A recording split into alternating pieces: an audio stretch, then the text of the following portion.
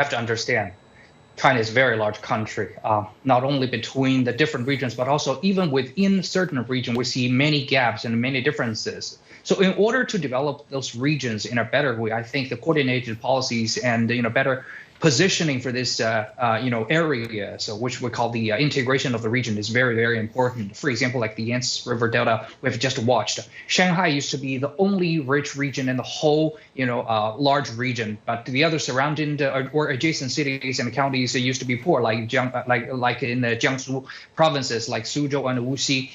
But with the regional integration, we have changed the whole facade of the situation. For example, with the integration of the whole region, number one, we'll try to avoid the meaningless competition. Well, market competition can be very good, but the meaningless competition can be avoided. For example, if every provinces and every cities try to build the same factory or same technology, I think we're going to waste a lot of the resources for the finance and for technology, for the human resources, as well as polluted the environment.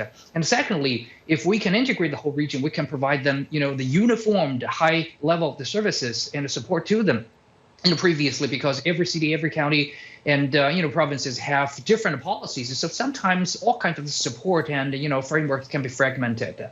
So no one can actually have the same level of the services, and neither they can have the top-notch design for the policies. So our forces cannot be reaching every corner of the whole region. But now with integration, and I think we can provide the uniformed services to every city and county. So actually, the gap between the different cities and counties can be minimized. And thirdly, I think we can have a better positioning for different cities and counties in the same region. For example, you have your own strong suit, you have your own different conditions, and let's just use the things that you are good at and build the things that can actually benefit you. You can have the airport, and the other places can have their highway hub. And you can have the heavy industry, and they can have the smart manufacturing. So with this better positioning, I think we can better answer the national targets for the Chinese modernization and eventually build a higher level of our industry and economy. So in the process of advancing regional integration, how can the regional disparities be balanced to achieve complementary strengths? Well, I think in order to do so, I think we need two factors to be done. One is to keep something the same. The second is to keep something different. Well, what things need to be keep the same? I think it's the policy and the support. We need the top-notch design for the policies for every different regions, or within the regions for different cities and counties, and or even the townships. So that we can make sure everybody can get the same favorable conditions, everybody can have the same standard of public services, everyone can have the streamlined, public regulations. So we wouldn't have the gap. For example, if your city have better, supports from the top government, and then the others probably will lag behind. If you can have better protections of the IPR and the others don't, and then it will have the larger gap. That's something we want to avoid. And second, I think it's infrastructures. We need to have the same level of the, infrastructure standards for everyone. We need to have the same kind of the regulations of the finance and fiscal policies, and these things really need to be the same for every different regions. But something else need to be different. For example, different positioning for your own strong suit to fitting your own reality, and different policy towards talent nurturing.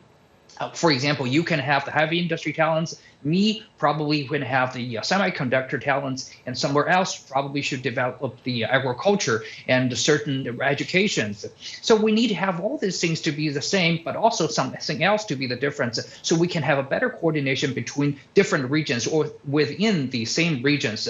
Then this difference and then the same can actually make the things better. And looking ahead, how can regional integration strategy further stimulate market vitality and promoting sustained and healthy economic development?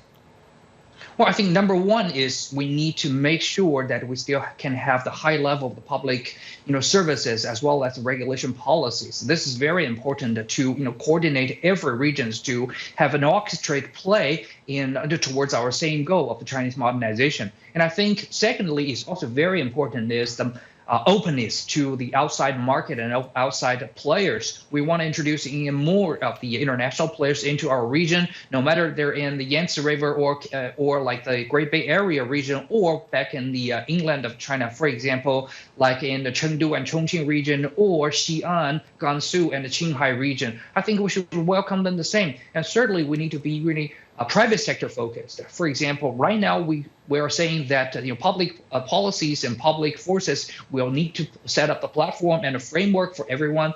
But we indeed need to understand private sectors, especially the SMEs and high-tech players or the local champions, should play a very important role in this endeavor.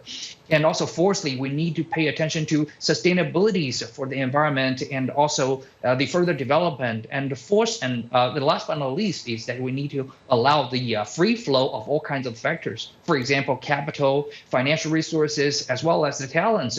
We need to mobilize everyone towards the same goal. Then we will have all the regions to have the orchestra play towards our grand design and our ultimate goal. Indeed, these should be some of the guiding principles of China's regional integration strategy. Thank you for your analysis, Professor Qu Qiang from the Minzu University of China.